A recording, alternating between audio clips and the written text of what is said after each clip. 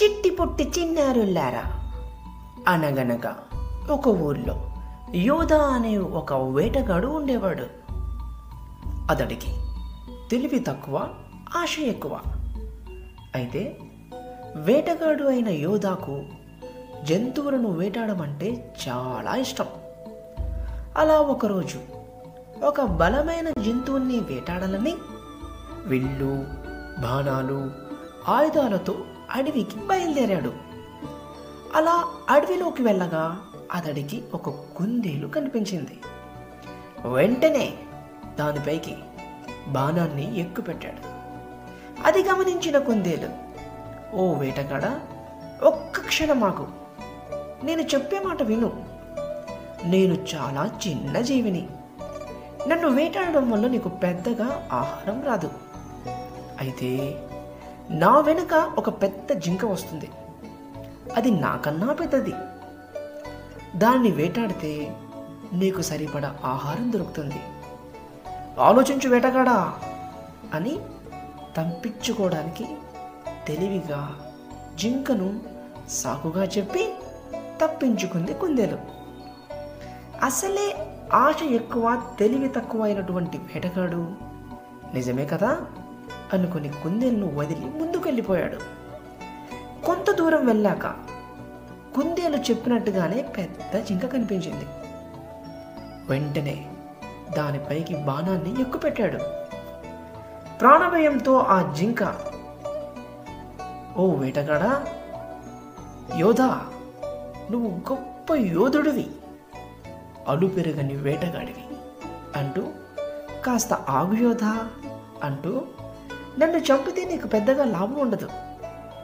నన్ను చంపితే నీకు కొద్దిగా ఆహారం మాత్రమే దొరుకుతుంది అంటూ అల్లంత దూరంలో వెనుక వస్తున్న పెద్దదైన అడవి పంది వస్తుంది. అది నీకు ఎక్కువ ఆహారం ఇస్తుంది. అది తింటే నీకు బలం వస్తుంది. ఓ యోధా, నువ్వు ఒక గొప్ప వేటగాడివి, అది నువ్వు మర్చిపోవద్దు అంటూ చెప్పి ఆ మాయ మాటలు చెప్తూ తప్పించుకోవడానికి వేటగాడికి, అసలే వేటగాడు అత్యాశపరుడు, నిజమే కదా అనుకుని ముందుకు నడిచాడు. జింక చెప్పినట్టుగానే పెద్ద అడవి పంది కనిపించింది. వెంటనే దానిపైకి బాణం ఎక్కుపెట్టాడు. అది గమనించిన అడవి పంది, ఓ వీరాతి వీరుడా, ఓ శూరాతి శూరుడా, ఓ అలుపెరగని వేటగాడా, నీవు నన్ను శ్రమపడి చెమటోర్చి వేటాడవలసిన పని లేదు. నేను నీతో వస్తాను. నన్ను చంపి ఆహారం చేసుకో. నేను అడవి పందిని. నాకు గంపెడు పిల్లలున్నాయి. నా పిల్లల్ని కూడా నీకు తీసుకుని వస్తాను. కానీ నాకు చిన్నప్పటి నుంచి ఒక కోరిక ఉండిపోయింది.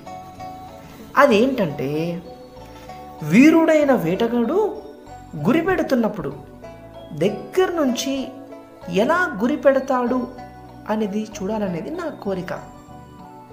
నువ్వు వేటగాడివి కదా, నువ్వు గురి చూసి ఎన్నో జంతువులను చంపి ఉంటావు కదా.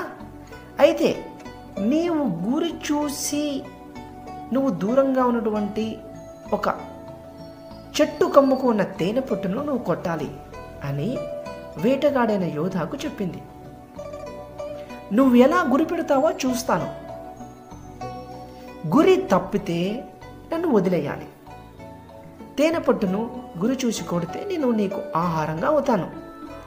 అలాగే నా పిల్లలు కూడా నీకు ఆహారంగా ఉంటారు అని అత్యాశ చూపించింది. అసలే తెలివి తక్కువపడినటువంటి వేటగాడు ఒక్క గురి దెబ్బకు పిల్లలతో సహా అడవి పంది వస్తుందని ఆశపడి అడవి పంది కోరికను సరే అన్నాడు. వెంటనే ఎదురుగా ఉన్న తేనె పొట్టును గురి చూసి బాణంతో కొట్టాడు. అంతే, తేనె పొట్టు నుంచి వెంటనే బయటకు వచ్చిన తేనెటీగలు వేటగాడిపై దాడి చేయడం మొదలుపెట్టాయి. వేటగాడు బాణం గురిపెట్టిన క్షణంలోనే అడవి పంది తప్పించుకుని పారిపోయింది.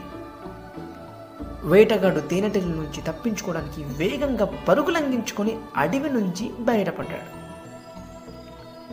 జంతువుల బారి నుండి తప్పించుకోవడానికి చూపిన తెలివిని గ్రహించాడు. అరేరేరే, ఒక్కొక్క జంతువు తన ప్రాణాలను కాపాడుకోవడానికి నా దగ్గర ఎంత తెలివిగా నన్ను మాయమాటలు చేశాయి అని చెప్పి తనలో తాను తన తెలివిలేని తనాన్ని గ్రహించాడు. అయితే తన తెలివి తక్కువ తనానికి, అత్యాశకు సిగ్గుతో తలదించుకున్నాడు. ఇంకెప్పుడు జంతువులను వేటాడకూడదని, ప్రతి ప్రాణానికి విలువ ఉంటుందని తెలుసుకున్నాడు. మీకు అర్థమైందా? ప్రతి ప్రాణానికి విలువ ఉంటుంది. గుర్తుపెట్టుకోండి, ప్రతి ప్రాణానికి విలువ ఉంటుంది. వేటగాడు ఏం చెప్తున్నాడు? ప్రతి ప్రాణానికి విలువ ఉంటుందని చెప్తున్నాడు. పిల్లలు, ప్రతి ఆదివారం మనం చికెన్ తింటాం, మటన్ తింటాం. ఇలా మూగజీవాల్ని చంపి మనం ఆహారంగా తింటాం కదా. అవి కూడా ప్రాణం ఉన్నటువంటి మూగజీవాలు. ఈ విషయాన్ని తెలుసుకున్నాడు వేటగాడు. ప్రతి ప్రాణానికి విలువ ఉంటుంది. చిట్టి పొట్టి చిన్నారులారా, ప్రతి ప్రాణానికి విలువ ఉంటుంది కాబట్టి ప్రతి మూగజీవికి బ్రతికే హక్కును మనం కల్పిద్దాం. మరి మరో కథతో వస్తాను.